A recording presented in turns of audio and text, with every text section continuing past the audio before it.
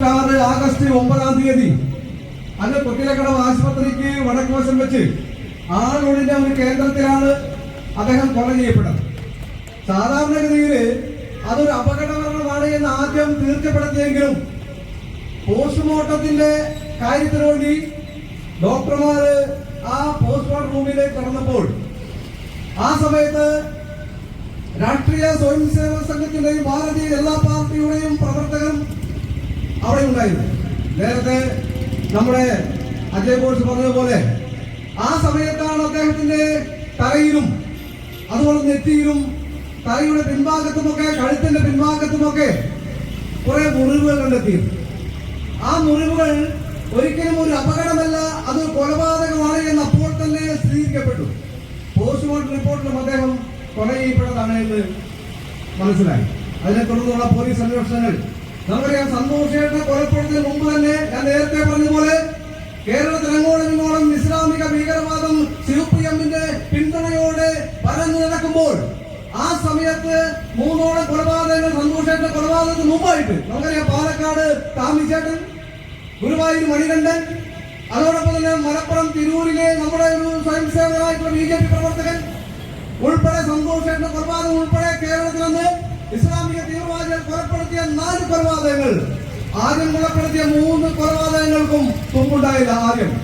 പിന്നെ സന്തോഷേട്ടന്റെ കൊലപാതകം, ആ സന്തോഷേട്ടന്റെ കൊലപാതകം കൃത്യമായി പോലീസ് അന്വേഷണത്തില് ഇസ്ലാമിക ഭീകരവാദികളാണ് കൊല ചെയ്യപ്പെട്ടതെന്ന് മനസ്സിലായി. അതിന് പിന്തുണയായിട്ട് അന്നത്തെ നായനാർ സർക്കാരിന്റെ ഭരണകൂടം ഉണ്ടായിരുന്നു. നായനാർ സർക്കാരിന്റെ ഭരണകൂടം, ആ നായനാർ സർക്കാർ അധികാരമേറ്റിട്ട് ഏതാണ്ട് 4 മാസങ്ങളെ ആയിരുന്നുള്ളൂ. ആ 4 മാസങ്ങൾക്കിടയില് സ്വാഭാവികമായിട്ടും ഇത്തരം കൊലപാതകങ്ങൾ മൂടിവെക്കാനുള്ള നമുക്കറിയാം അന്നത്തെ കാര്യങ്ങൾ.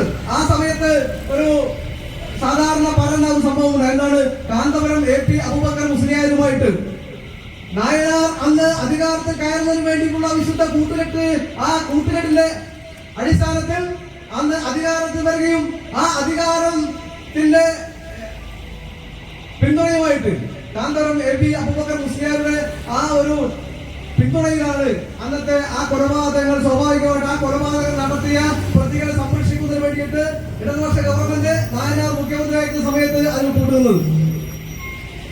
പിന്നീട് നമുക്കറിയാം ഇതിന്റെ മുഖ്യ ആസൂത്രകൻ മലപ്പുറത്തുകാരനായിട്ടുള്ള ഡോക്ടർ മുഹമ്മദ് അൻവരി എന്ന് പറയപ്പെടുന്ന ഒരു മാന്യദേഹമാണ്. മാന്യദേഹം എന്ന് പറയാൻ കഴിയില്ല, തീവ്രവാദി ദേഹം.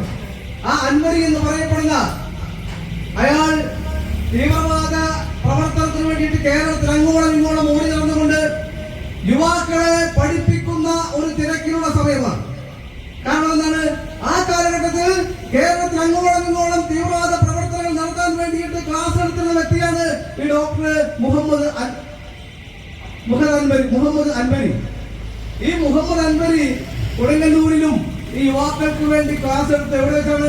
ചേർമാൻ പള്ളി. നമുക്കറിയാം ഈ ചേർമാൻ പള്ളി കേരളത്തിലെ ഇന്ത്യയിലെ ആദ്യത്തെ മുസ്ലിം പള്ളിയാണ്.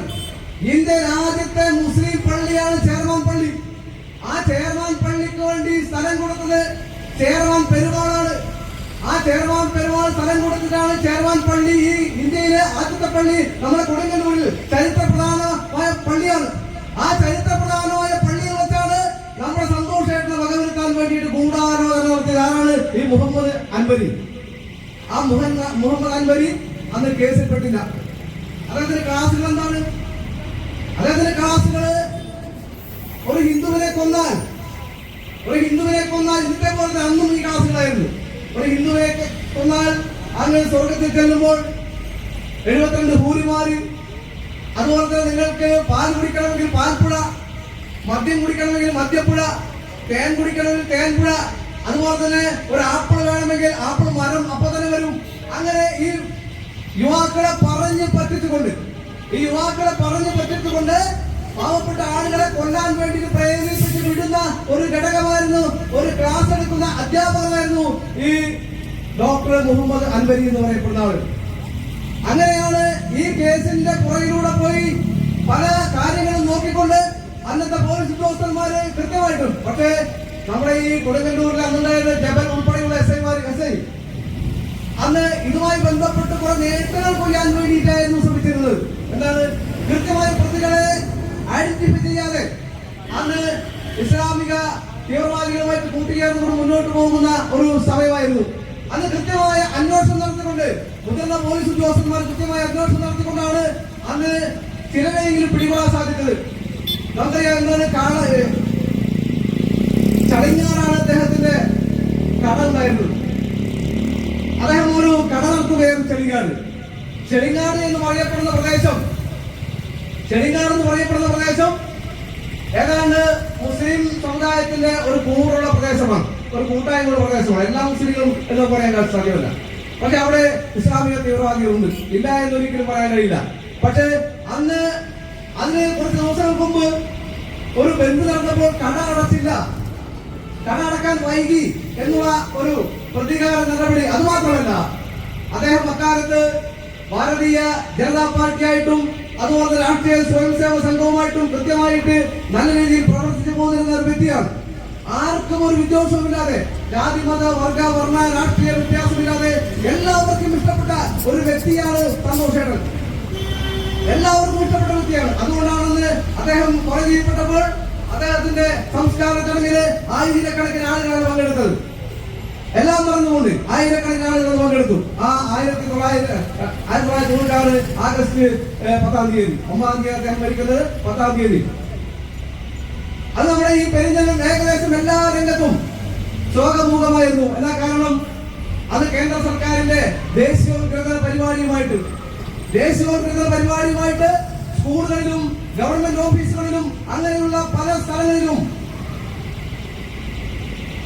മാജിക് അവതരിപ്പിച്ച് വരുന്ന ഒരു സത്യസന്ധനായിട്ടുള്ള ഒരു മാജിക് പ്രവർത്തകനായിരുന്നു ശ്രീ സന്തോഷേട്ടൻ. അദ്ദേഹം നമ്മളിപ്പോ കുറെ എസ്കേപ്പ് പദ്ധതികൾ മാജിക്കായിട്ട് ബന്ധപ്പെട്ട് വരുന്നുണ്ടല്ലോ.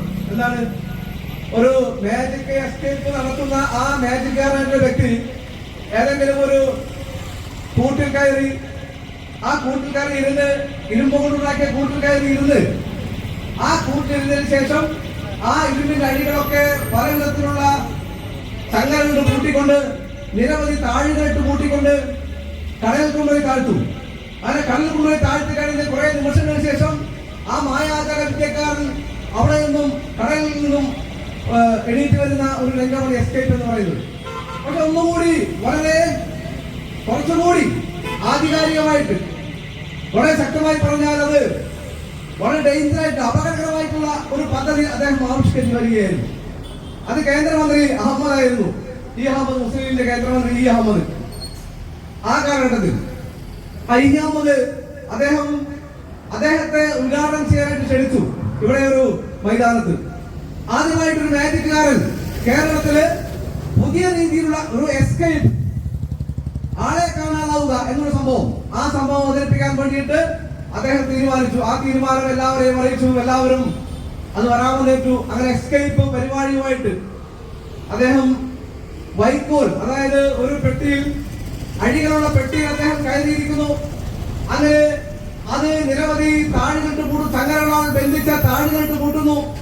അങ്ങനെ ചങ്ങലകളാൽ ബന്ധിക്കുന്ന താഴുകെട്ട് കൂട്ടിയതിനു ശേഷം ആ പെട്ടി വൈക്കോൽ കൂനയിലേക്ക് വെക്കുന്നു. അങ്ങനെ വൈക്കോലിട്ട് ആ കൂന മുഴുവൻ പൊതിയുന്നു. അതിനുശേഷം അദ്ദേഹം പുറത്തൊരാൾ തീ കൊടുക്കുന്നു. ആ തീ കൊടുത്തതിന് ശേഷം തീ ആളിക്കത്തുന്നിടയിൽ അതിനുള്ളിൽ നിന്നും സന്തോഷേട്ടൻ പുറത്ത് ചാടുന്ന സീനാണ് എസ്കേപ്പ് മായാജാലം, എസ്കേപ്പ് മാജിക് എന്ന രീതിയിൽ അദ്ദേഹം അവതരിപ്പിക്കാൻ പോയത്. അതിന് മുമ്പൊക്കെ അദ്ദേഹം നേരത്തെ പറഞ്ഞ കടലിൽ കെട്ടിത്താഴ്ത്തിയിട്ട് കടലിൽ നിന്നും പുറത്തു വരുന്ന സീനുകളൊക്കെ അദ്ദേഹം നേരത്തെ കാണിച്ചിരുന്നു. പക്ഷെ ഇത് കുറച്ചുകൂടി അപകടകരമായിട്ടുള്ള ഡേഞ്ചറായിട്ടുള്ള ഒരു സംഭവമാണ് അദ്ദേഹം അത് കാണിക്കാൻ വെച്ചത്. പക്ഷേ ഇവിടെ അദ്ദേഹം ഒരു RSSകാരനാണ്, അദ്ദേഹം ഒരു BJPക്കാരനാണ്, അല്ലെങ്കിൽ അദ്ദേഹം ഒരു സംഘപരിവാറുകാരനാണ് എന്നുള്ള ഉദ്ദേശം വെച്ചുകൊണ്ട് തന്നെ ചില ആളുകൾ അത് മുടക്കാനായി തുനിഞ്ഞു. അങ്ങനെ അഹമ്മദിനെ അതിന്റെ ഉദ്ഘാടന ചടങ്ങിൽ നിന്ന് പിൻവലിക്കപ്പെട്ടു. അങ്ങനെ അത് മുടങ്ങിപ്പോയി.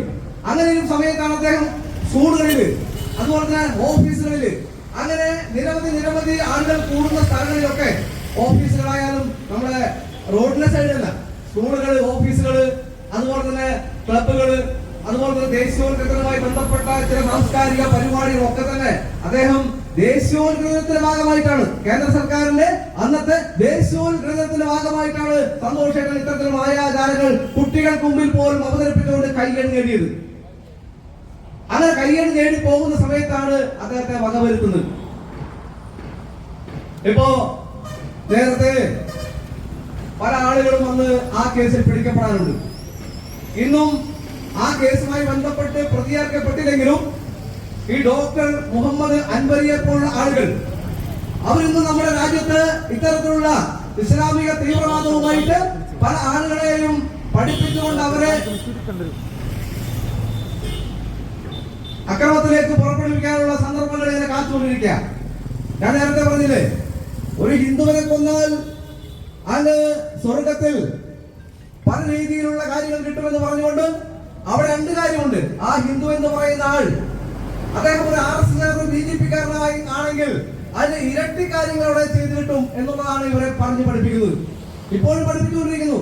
അങ്ങനെ പഠിപ്പിച്ചുകൊണ്ടിരിക്കുന്നതിന്റെ ഭാഗമായിട്ടാണല്ലോ ഈ കേരളത്തിൽ കഴിഞ്ഞ കാലഘട്ടങ്ങളില് Popular Front of India PFI നിറഞ്ഞാടിയത്, നിരവധി പേരെ കൊലപ്പെടുത്തിയത്.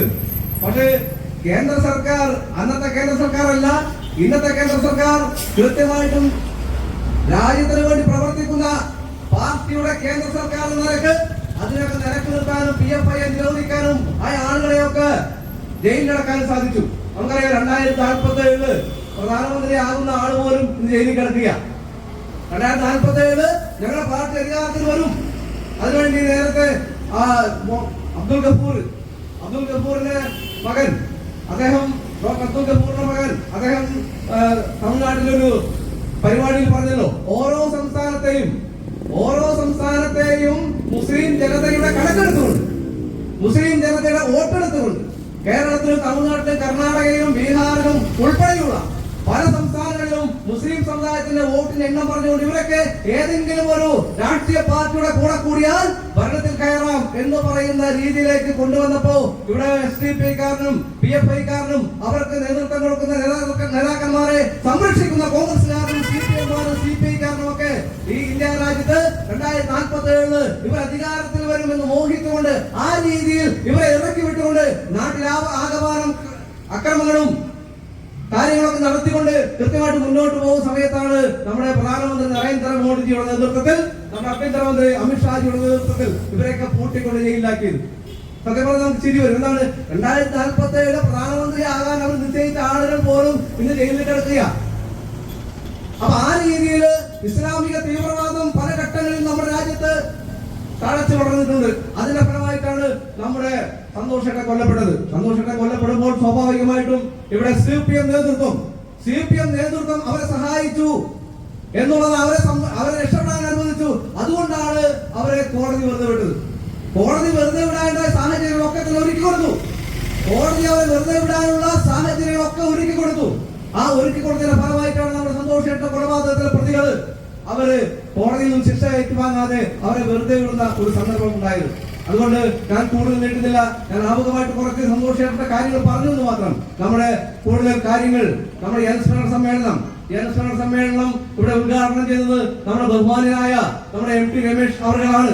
അദ്ദേഹം ഇപ്പോ ഭാരതീയ ജനതാ പാർട്ടിയുടെ സംസ്ഥാന ജനറൽ സെക്രട്ടറി ആയിട്ട് ഇത്തവണയും അദ്ദേഹം നിയമിതനായിരിക്കുക, തെരഞ്ഞെടുക്കപ്പെട്ടിരിക്കുകയാണ്. അദ്ദേഹം ഇവിടെ എത്തിച്ചേർന്നിട്ടുണ്ട്. അതുകൊണ്ട് തൽക്കാലം ഞാൻ നിർത്തുന്നു. വന്ദേ മാതരം.